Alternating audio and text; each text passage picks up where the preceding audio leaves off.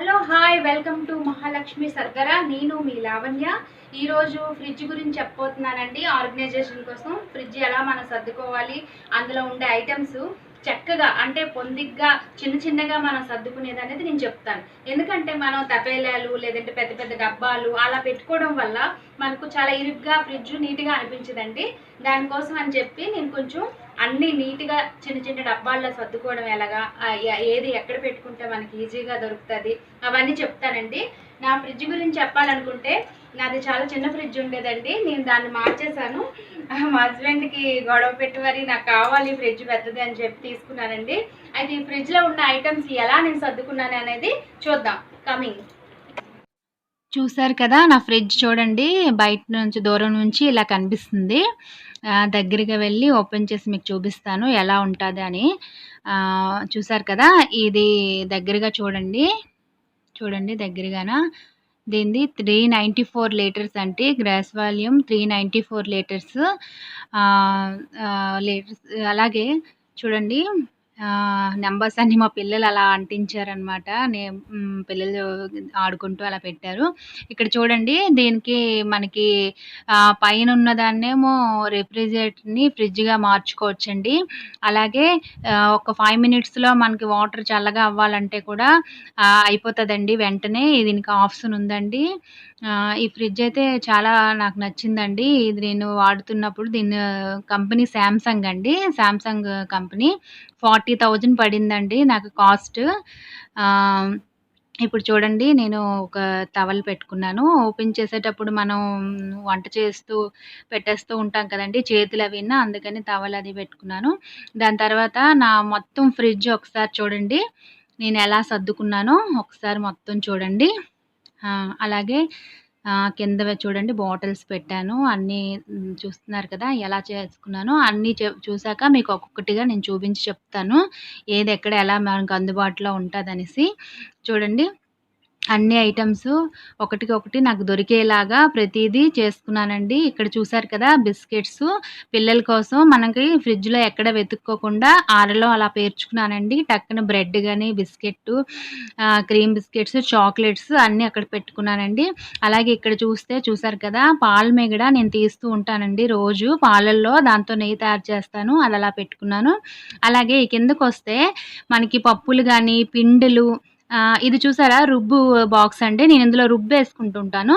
అలాగే ఇది చూసారు కదా, మీకు అన్నీ ఒకటి ఒకటి చేసి చూపిస్తూ ఉంటాను. చూడండి ఏది ఎలా సర్దుకున్నానో అనేది. అగోండి అలా పెట్టుకున్నాను ఆ బాక్సెస్ అన్నీ కూడా. ప్రతిదీ మనం రోజు వాడే బాక్స్ టక్కన మనకి తీసేగానే దొరికేటట్టు అగో మిగిలిన బిస్కెట్లు అందులో వేశాను. హిప్పింగ్ క్రీమ్ మనం కేక్ తయారు చేసుకునేటప్పుడు వాడుకునే క్రీమ్స్ అవి కూడానండి, పౌడర్స్. ఇది పాల పౌడర్ అండి. అలాగే చూసారు కదా, ప్రతి వస్తువు కూడా నాకు ఈజీగా దొరికేటట్టు నేను పెట్టుకున్నానండి. అందుబాటులో పల్లీలు చూసారా, పల్లీలు అన్నీ కూడా మనకి టక్కున బయట ఉంటే చీమలు అవి పట్టి పాడైపోతూ ఉంటాయి కదండి. మనం ఉన్నది చిన్న ఫ్యామిలీ అయినప్పుడు కొన్ని వస్తువులే తీసుకున్నప్పుడు ఇలా పెట్టుకుంటే బాగుంటుందండి, ఎక్కువగా కాకుండా. ఇందులో కొత్తిమీర పెట్టాను చూడండి, కరివేపాకు పెట్టాను. అలాగే ఉలవ పిండి అండి, అది ఉలవ పిండి చారు చేస్తారు కదా అది. ఇది రాగి పిండి అండి. ఇది మిరపకాయలు ఇలా పెట్టుకున్నాను. ఇది చూసారు కదా, అన్నీ శనగపిండి అన్నీ కూడా మనకి వెంటనే అందుబాటులో ఉండేలాగా మనం అలా తీసుకొని అలా వంట చేసుకునేదానికి బాగుంటుంది. ఇక్కడ చూడండి కూరగాయలు ఎలా పెట్టుకున్నాను నేను. చక్కగా దొండకాయలు, కీర, టమాటీ అన్నీ ఒక బాక్స్లో పెట్టుకున్నాను. ఇంకో దాంట్లో చూసారా ఫ్రూట్స్, మామిడి పళ్ళు, క్యారెట్స్ అవన్నీ కూడా నేను పెట్టుకున్నానండి. మనకి ఏదైనా తొందరగా తీసుకొని యూజ్ చేసుకునేలాగా అలా ఆర్గనైజేషన్ చేసుకున్నానండి నేను. ఈ డబ్బాలు చూసారా, ఒక బాక్స్ నెయ్యి బాక్సు, ఇంకోటి వేరే పప్పులు పెట్టుకున్నానండి. అలా మనకి దొరుకుతాయని చెప్పి నేను నీట్గా పెట్టుకున్నాను. ఈ కింద ఒకసారి చూసారా, మనకి సంవత్సరానికి నిల్వ ఉండేలాగా చింతపండు అండి. మేము మా ఊరు నుంచి చింతపండు తెచ్చుకుంటామండి. సంవత్సరం పాటు మాకు చింతపండు ఇలా నిల్వ పెట్టుకుంటాను. నేను బయటన ఎక్కడ పెట్టనండి, ఫ్రిడ్జ్లోనే పెట్టుకుంటాను. అలాగే ఇడ్లీ నూక కానీ, కందిపప్పు, ఇవన్నీ సంవత్సరానికి తీసుకొని మాకు చిన్న ఫ్యామిలీకి సరిపోతుందండి. నేను అలాగా అందులో పెట్టేసుకుంటాను. ఇంకా చూడండి మొత్తం ఎలా వచ్చిందో నీట్గాన, బాగుంది కదా. ఇంకా ఇక్కడ ఎగ్స్ పెట్టుకున్నాను. ఇవి జీలకర్ర పౌడర్, ఇవి ఫుడ్ కలర్స్ అండి. అలాగే ఇది వెనిలా ఎసెన్షియల్. మనం కేక్‌లో అది వాడతాం కదండీ! అది నాకు అలా పెట్టుకున్నాను నేను. ఇవన్నీ కూడా సాంబార్ మసాలా చూసారా? ఇందులో చూసారా లోపల నేను ఏ మసాలా అయితే మనది ఇప్పుడు సాంబార్ మసాలా అనుకోండి, ఆ ప్యాకెట్ చింపి అందులో పెడతాననమాట. అంటే మనకి ఈజీగా అదేం మసాలా అనేది మనకు తెలిసిపోతది. అలాగా మనకి ఒక చిన్న పేపర్ పెట్టుకున్నాం అనుకోండి, మనకి ఈజీగా తెలుస్తది. ఇది చూడండి బిర్యానీ మసాలా. ఆ మసాలా ప్యాకు పేరు కనిపించేలా అలా పెట్టుకున్నాను. ఇక్కడ వాటర్ బాటిల్స్ పెట్టామండి. ఎగ్స్ ఎలా పెట్టుకున్నాను. కింద అలా అయింది. మీద చూడండి ఒకసారి. మీదన చూస్తే చూడండి అన్నీ కూడా ఒక్కొక్కటి మనకు చక్కగా కనబడేటట్టు కస్టర్డ్ పౌడరు, సేమియా మిగిలింది కదండీ! దానికి చూసారా ఈ పిన్స్ నేను మీకు లింక్ డిస్క్రిప్షన్‌లో ఇస్తానండి.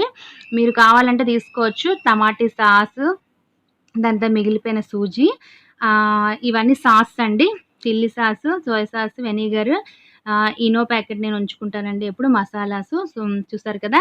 ఇవి కూడా పప్పులండి అన్నీ కూడా మనకి ఎప్పుడైనా సబ్జీ లేకపోయినా టక్కున వండడానికి ఉండే పప్పులవి. పన్నీర్ చూసారా అలా పెట్టుకున్నాను. పాల ప్యాకెట్స్, పాల ప్యాకెట్స్ కూడా మనకి ఏవైనా మార్కెట్‌కి పట్టున ఎళ్ళకుండా అలా మనం ఉంచుకుంటే బావుంటదండి. ఇందులో చూసారు కదా! కోకో పౌడర్ అవన్నీ కూడా నేను పెట్టుకున్నాను. ఐస్ క్రీమ్స్ కేక్‌కి కావాల్సిన ఐటెమ్స్ కోకో పౌడరు అది అలా పెట్టుకున్నాను. ఇందులో కూడానా ఇంకా అది ఇంట్లోని ఘీ చేయడానికండి. అది ఇప్పుడు మిగడ పెట్టుకున్నాను కదా! దానికి చేసిన తర్వాత వచ్చిందండి. దాంతో నెయ్యి చేసుకోవచ్చు మనం ఎప్పుడు కావాలంటే అప్పుడు. ఈ డబ్బా చూసారా?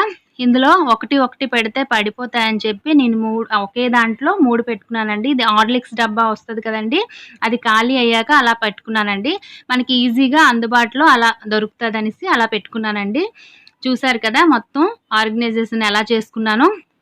మీకు నచ్చిందనుకుంటున్నానండి. సబ్స్క్రైబ్ చేయండి, లైక్ చేయండి, షేర్ చేయండి. బావుందని అనుకుంటున్నానండి. ఓకే. థాంక్స్.